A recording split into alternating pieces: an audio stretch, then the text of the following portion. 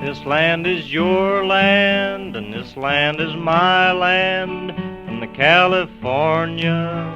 Woody Guthrie was a very, very bright and talented composer, singer. He was diagnosed with Huntington's disease at a time when very little was known about it. I think there was also some uncertainty about what was affecting him, and that some of his early symptoms included behavioral changes, and only as time continued did it become more apparent that he was in fact suffering from Huntington's disease. And brought a lot of visibility to a disease that was not understood at all. This land was made for you and me. Huntington's disease is an inherited neurological disorder. It's a disease that typically strikes individuals midlife, prime of life. They're at their maximum earning potential, they have young children typically, and it robs them of their ability to do their daily tasks.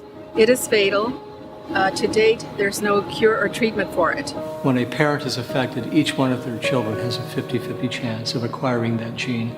And if they get the gene, ultimately, one day they will show signs and symptoms of Huntington's disease. I'm so scared that my grandchildren will inherit Huntington's.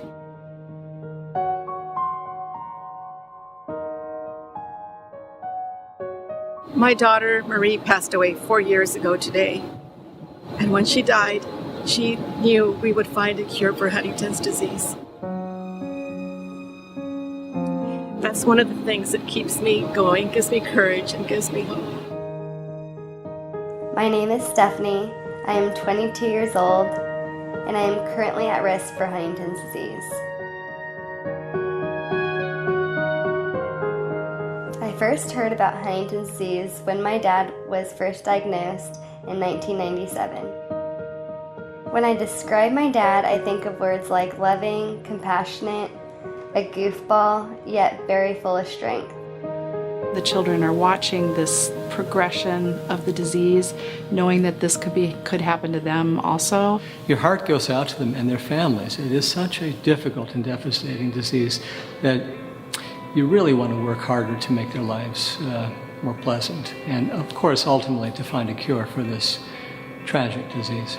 What HD Care provides is a source of funding for very rapid research. One of the projects that Dr. Thompson and I collaborated on was harvesting skin tissue so that Dr. Thompson and her colleagues could take them back to the laboratory and force those skin cells to become stem cells so that we can better study Huntington's disease in the laboratory. You can then study the disease in a human cell, in a dish, from an HD patient. That effort has contributed to building, in a sense, a library of stem cells derived from people with Huntington's disease that we hope one day will give us greater insight about how the disease is occurring and then how can we better intervene in the disease process. We want to stop Huntington's disease from starting, and we're using every resource in the lab we can possibly use, every system, to try to make that happen.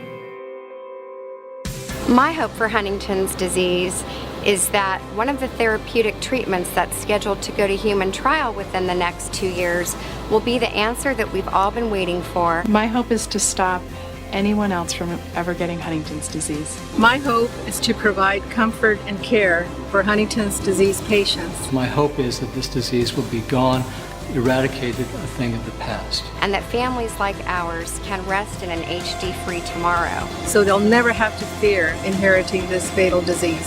That we can one day look forward to a future without the fear and anxiety caused by Huntington's disease.